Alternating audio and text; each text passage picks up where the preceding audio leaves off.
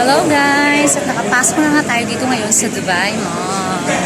Yes! Medyo crowded pa kasi nga sa kalagitnaan siya ng almost 8 o'clock na dito.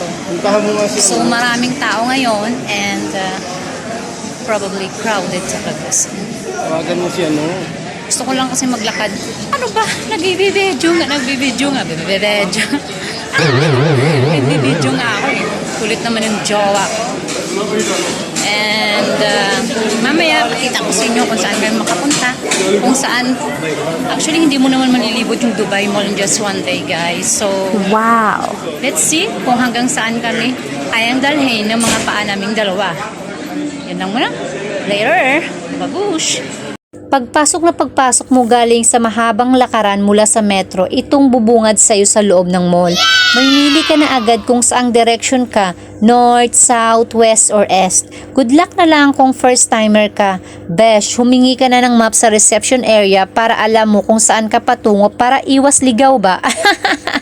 Shoota guys, meant to be talaga kami, halos magkapareho ang taste namin sa phone. Sa akin yung Flip 5 at sa kanya yung Fold 5. Pumasok nga kami dito sa may Jordan store. May kakilala din ba kayong mahilig mangoleksyon ng sapatos tapos ang ending ayaw suotin dahil iniingatan at ayaw madumi? Parang dinidescribe ko ata yung sugar daddy ko ah. O ano, kabibili mo lang last 2 months ago ng Nike mo, di pa nga nasusuot, ngayon nagpaparamdam ka na naman, himas-himas ka na lang muna pag may time. Naglalakad nga kami at nakita namin to, isa to sa mga attraction dito sa loob ng mall guys. Ewan ko ba yung mga Arabong to, halos ang daming alam na gawin para mas lalong umangat ang bangsa nila. Ang ganda ng pagkadesenyo kasi parang magda-diving lang. Nakikita nyo yung mga nasa likuran ko, tsak maya-maya naliligo na yan at susubsob na yan dahil naaamoy ko na sila, joke lang. Guys, what an amazing view talaga mga kapips, nakakatanggal talaga ng stress mo. Guys, nagko-customize pala sila ng mga sari-sari kung anong gusto nyo. Lahat yan. Ayan, customize yan guys. Kung gusto nyo ng customized products, ayan. Ang ganda nito, oh. Naruto.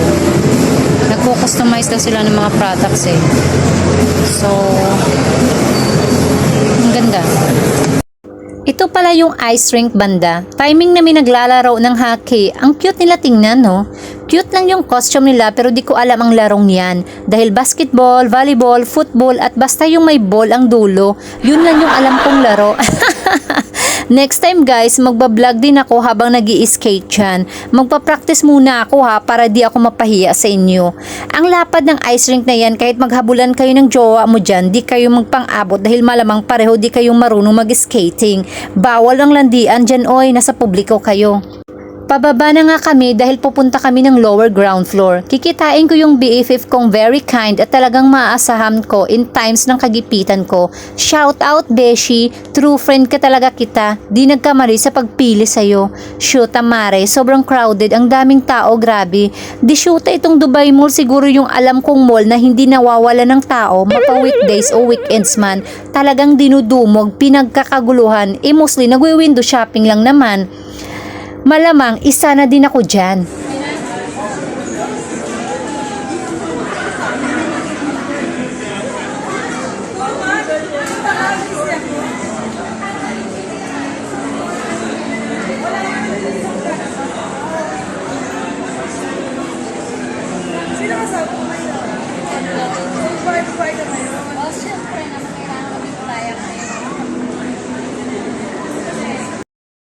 Ito talaga ang sadya ko, Beshi, yung mga gummy candies na libre. Sarap talaga pag may BFF ka na palaging nalilibre. O diba, inggit kayo no? At nagutom na nga ang mga person, kaya imbis na magtitipid ako for today's video, abay napagastos na naman ang lola nyo. Di ko talaga maiwasan ng temptation, lalo na kung kape ang pag-uusapan guys. Coffee is life, ika nga. Umorder nga ako ng caramel frappuccino, hot cappuccino, and my favorite chocolate cake. Nag-iiwas nga ako sa sugar and carbs, but carry na, paminsan-minsan lang naman.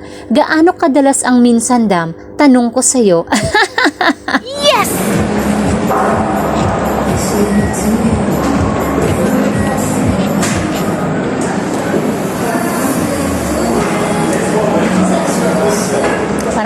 Suka natin sa akin.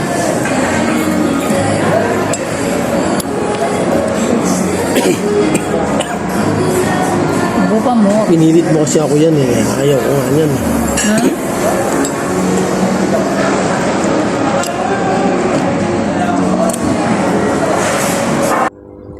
Alam nyo ba guys na meron ding Chinatown dito sa loob ng mall?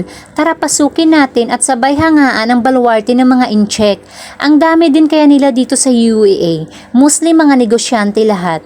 Alam nyo bang kahit dito sa Dubai, mga Chinese pa rin ang nagahari dahil sa mga iba't ibang negosyo meron sila dito?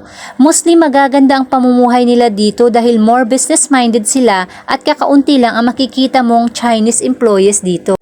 Di ba kayo nagtataka kung bakit mas nagsasaksid sila sa larangan ng business? Kasi sila nangungutang sa bangko para magpatayo ng mga sarili nilang negosyo at di sila maluho. Pero samantalang tayo minsan nangungutang sa bangko para lang may ipabida-bida sa mga tropa na may pambili ng bagong gadgets, sapatos at sasakyan. Yabang now, sakit ulo later. Oops, di ko nilalahat ha. Bato-bato sa langit, ang tamaan wag magalit. Bumpanis talaga minsan ang ugali meron tayo, no? Dahil minsan imis umasenso, nalulubong pa tayo sa utang. Napapaisip tuloy ako, siguro di ako yumayaman kahit ilang taon ako dito sa abroad dahil siguro magastos at inggitera din ako. Joke lang oy, mabait ako O siya.